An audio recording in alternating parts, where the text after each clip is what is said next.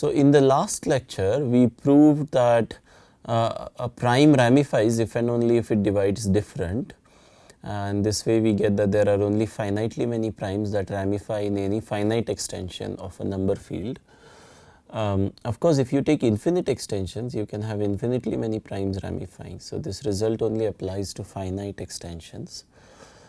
Now we will look at examples from today's lecture. So we will look at special fields, we will compute various things that we saw about them. So the first thing we do is we look at quadratic extensions. So quadratic extensions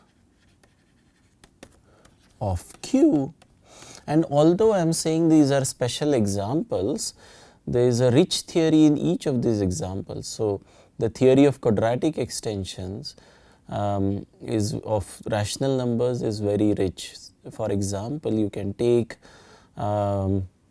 imaginary quadratic extensions of Q, and even before class group was defined, Gauss associated class group to this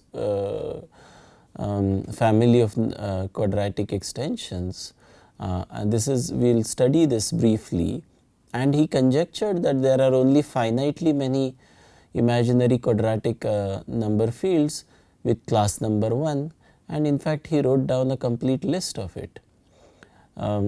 And this took about more than 100 years to prove. He also conjectured that if you take real quadratic extensions of Q, then there are infinitely many real quadratic extensions with class number 1, and this is still an open problem. Okay. So we will look at quadratic extensions, we will look at cubic extensions, we will look at biquadratic extensions, and we will look at cyclotomic extensions of Q. Okay. And each of this family of extensions of Q has a rich theory by itself. Okay. So K over Q quadratic extension, and we know from Galois theory that K is of the form Q square root of x for some x a non-zero rational number, and it is not a square. Okay. Why do we know that? Well, K is will be obtained by adjoining root of a square root of a quadratic polynomial, and we know how to write down roots of a quadratic polynomial. Okay. But we may assume, so if x is a by b, then q square root of x is same as q square root of b square x, right? Because b square is a square. Hence, any quadratic extension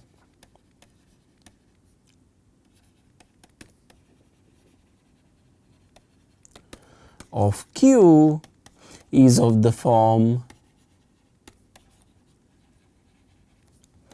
Q square root of m for some integer m. Furthermore, we may assume that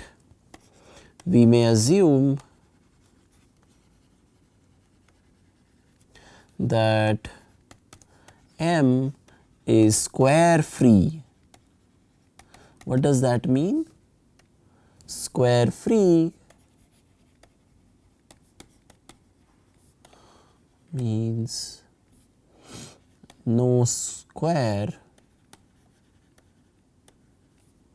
a square for a bigger than 1 divides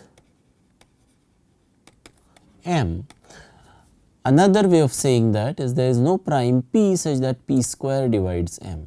Okay. So we may of course assume that m is square free, because if m is divisible by p square, q square root of m is same as q square root of m by p. Okay. All right. So from now on, let k be equal to q square root of m, okay, for a square free integer m. Okay, so in particular m is not 0, m is not 1. All right. Because square root of 1 is plus and minus 1, and so it does not give you a quadratic extension. Okay, so our first order of business is finding what the ring of integers is. So question 1, what is OK, right? And we may have done this when I introduced rings of integers, but it is a good idea to revisit it anyway. Okay. So square root of m belongs to OK, right, as square root of m is a root of the monic polynomial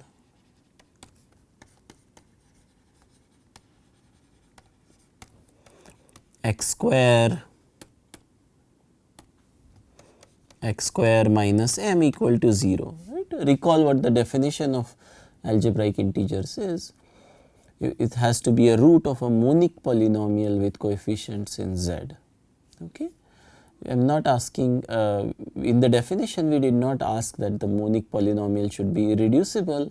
We did prove, however, that there will be an irreducible monic polynomial with coefficients in z, for which that algebraic integer will be a root. But that is a different thing. We just need to show that there is a monic polynomial with coefficients in z whose root is square root of m. So this is that monic polynomial. Okay. So hence z square root of m is contained in OK. Okay. It may or may not be equal to OK. We do not know yet. And so what did we learn very early on in the course? How do we find the ring of integers?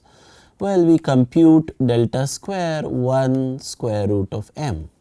What is this? This is determinant of, you take trace from k to q of 1 times 1, trace. So we did this a long time ago, so that is why I am recalling this, 1 times square root of m, trace from k to q of square root of m times 1, trace from k to q of square root of m times square root of m. If you go back and look at your notes from the beginning of the course, this is what you will find is the definition.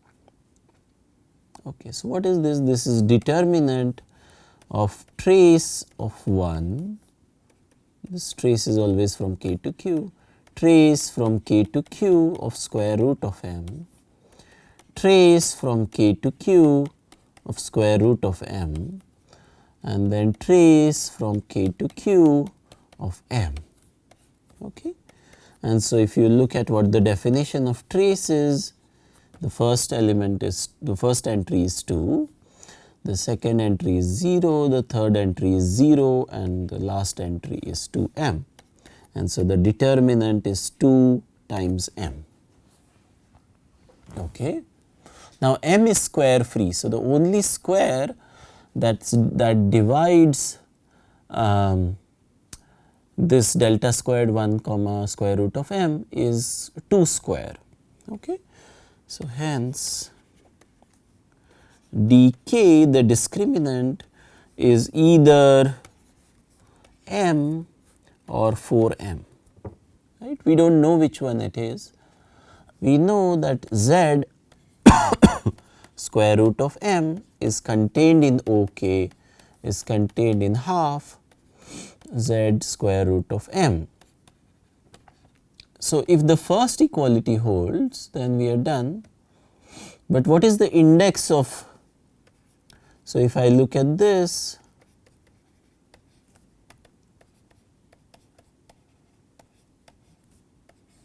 this index is 4. Right? There are 4 elements that that give you cosets of z square root of m in this. Okay, and if you look at what they are, then 1 half 1 by square 1 by sorry half of square root of m and 1 plus square root of m by 2 are coset representatives of z square root of m in half z square root of m. Okay.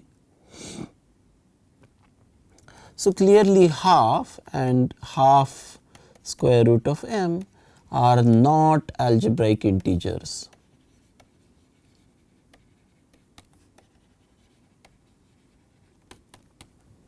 If you haven't seen this before, take this as an exercise.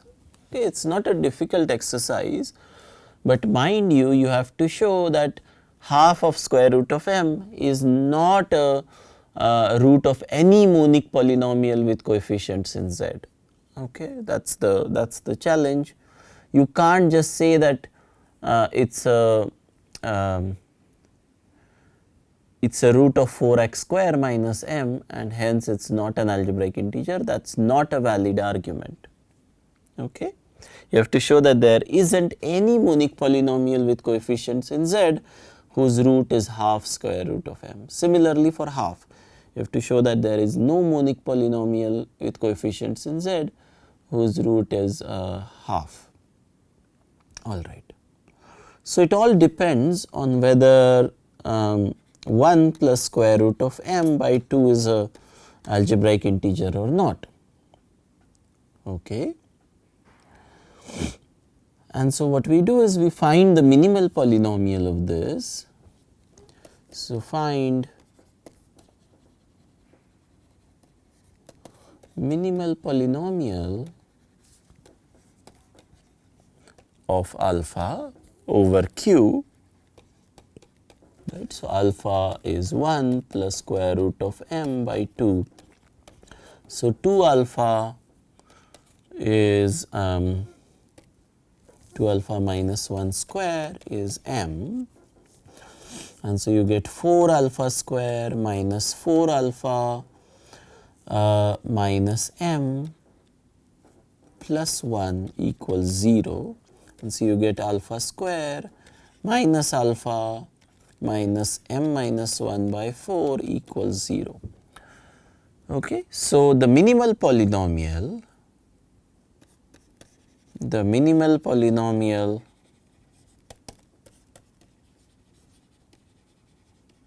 of alpha over q is x squared minus x minus m minus 1 by 4. Okay. And this polynomial is in z. So, again this is a result that we proved, that the minimal polynomial of an algebraic integer has to be in zx. But so, this polynomial is in zx if and only if m minus 1 by 4 is in z, right, which is if and only if m is congruent to 1 mod 4. Okay. All right. So, in this particular case, so if m is congruent to 1 mod 4, then 1 plus square root of m by 2 is also in OK. But this thing is not in z square root of m. Okay. And so, the index of z square root of m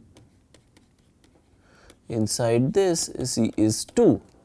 Hence, OK is z 1 plus square root of m by 2 in this particular case, right, if m is congruent to 1 mod 4.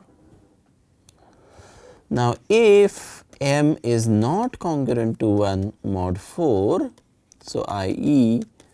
m is congruent to 2 or 3 mod 4, m cannot be congruent to 0 mod 4 because m is square free. If m is divisible by 4, then m will be divisible by 2 square, so it won't be square free. Then 1 plus square root of m by 2 is not in Z, OK.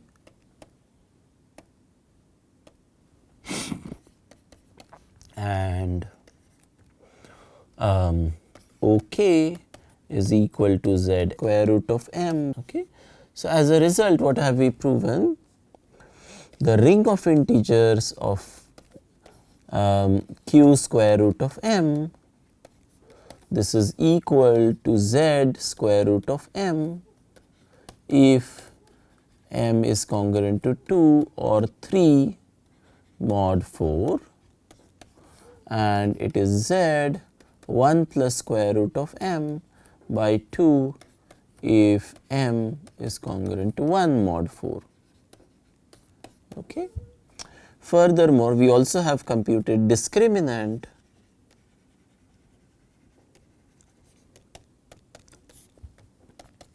this is equal to 4m if m is congruent to 2 or 3 mod 4, okay, and it is equal to m if m is congruent to 1 mod 4.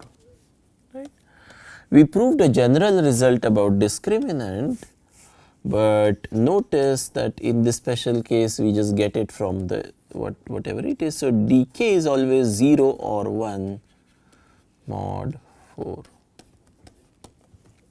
Right. We proved this in general. This was called Stickelberger's theorem, one of Stickelberger's theorem. Okay, so we have computed the ring of integers of this. Next, we will see how to find which primes ramify in, how primes split in a quadratic extension. So, next thing we look at is splitting of primes in K, right. So, there are three possibilities, only three possibilities, because we are in a quadratic extension. P times OK is P square, so this is ramified primes, or it is P1 times P2, P1 is not equal to P2, so this is split case, or it is just P, this is called the inert case. So, in this case, in the ramified case, E is 2 and F is 1. In the split case, and R is 1 as well, so R is 1. In the split case, R is 2, E and F are both 1. And the inert case, R and E are both 1 and F is equal to 2. So, if you want product of three positive integers to be 2, R times E times F equals 2, these are the only three ways this can happen.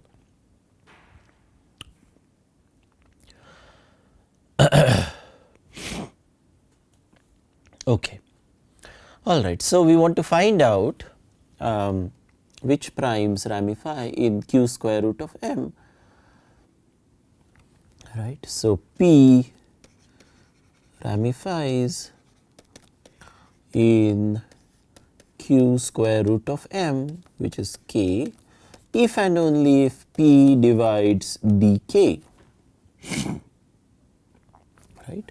So, P ramifies if and only if P divides m if m is congruent to 1 mod 4 and p divides 2m if m is congruent to 2 or 3 mod 4, right. So, in the case when m is 2 or 3 mod 4, 2 will always ramify irrespective of whether 2 divides m or not. Okay. All right. So, what about other primes?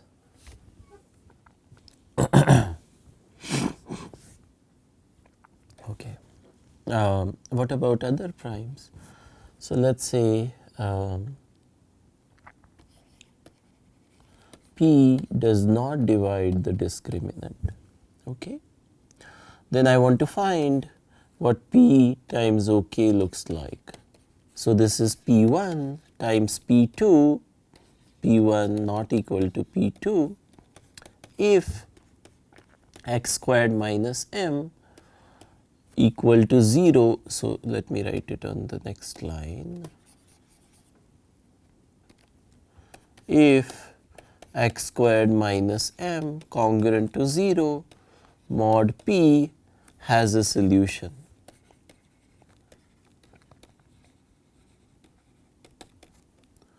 In Fp, right? This is what we saw in a theorem that we proved about how primes split. So, this is if and only if m by p is equal to 1. This is the Legendre symbol.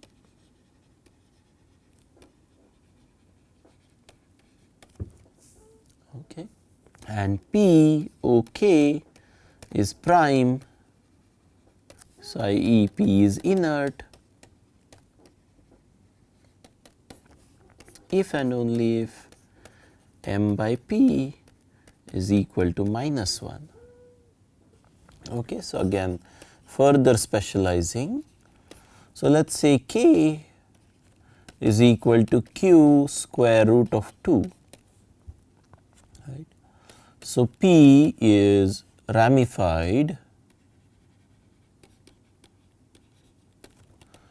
if P is equal to 2, right. What is the discriminant in this case? It is 8.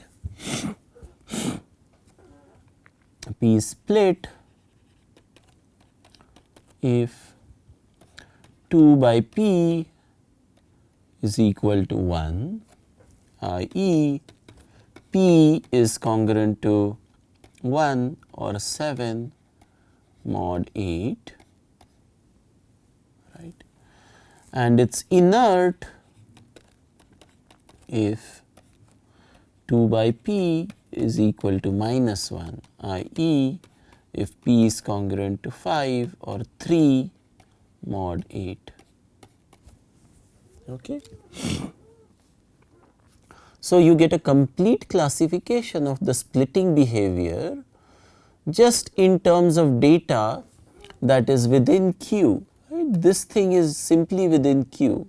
You do not need to solve any quadratic equation or anything to understand this congruence. You have a prime, this is intrinsic to Q. And although this might not seem like a big thing right now, it's actually a starting point of class field theory, for example. Okay. So, the splitting behavior of P is completely determined by data that is within P within the field Q itself. Another point to note is that of course, there are only finitely many primes that ramify. So, in this case there is only one prime that ramifies, but there are infinitely many primes that split and infinitely many primes that are inert. Okay. Let us look at another example.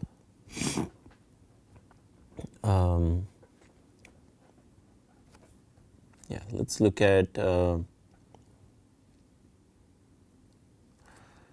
let's look at k equal to q square root of 5, okay.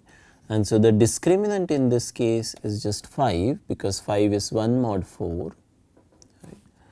And so P is ramified if P is equal to 5.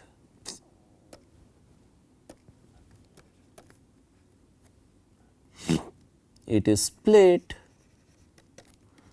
if 5 by P is 1, but you can use quadratic reciprocity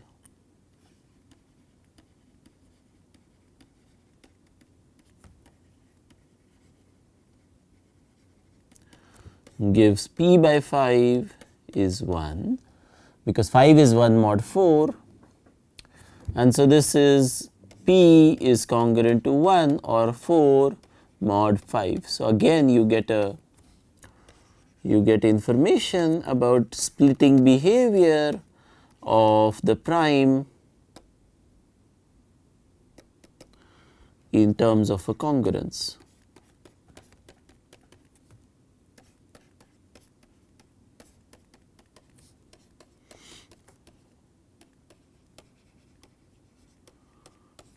Okay. And of course you can keep going. So let's look at one more example for today. K is q square root of minus 5. Maybe two more examples. In this case dk is minus 20 because minus 5 is 3 mod 4, and so P is ramified,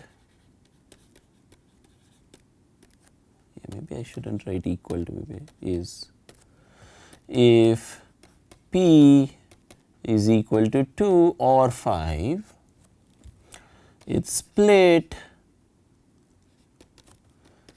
if minus 5 by P is equal to 1.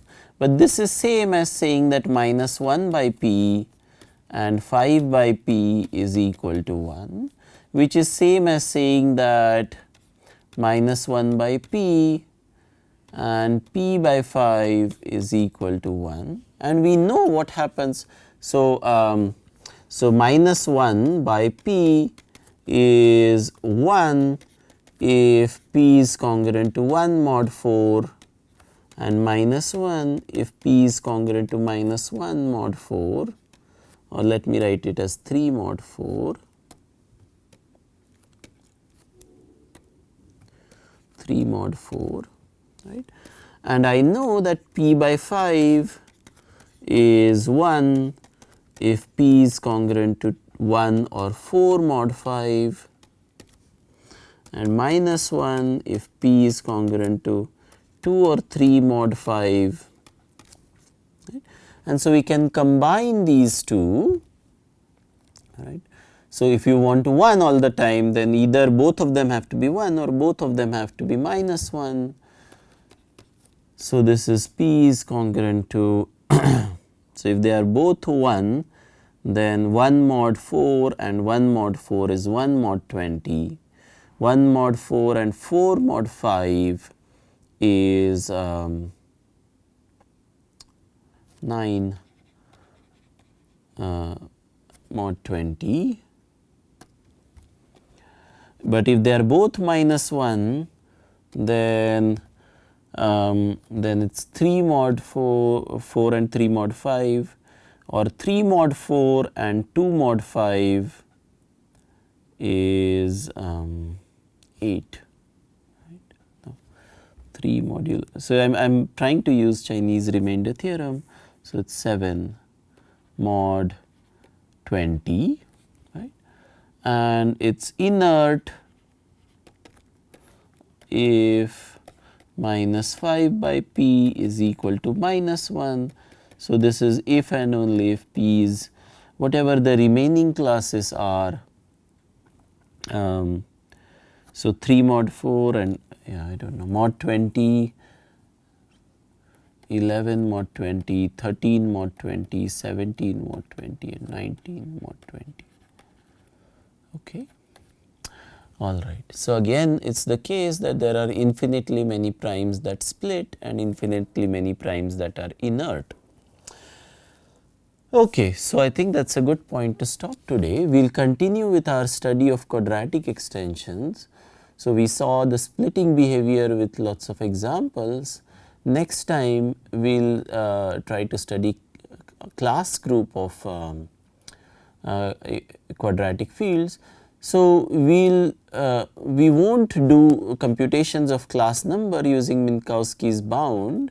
Instead, we will relate it to quadratic forms, binary quadratic forms, and we will sort of relate to rich areas. One is the study of binary quadratic forms, another is study of quadratic extensions. We will look at computations of class number using Minkowski bounds later on in the course. Thank you.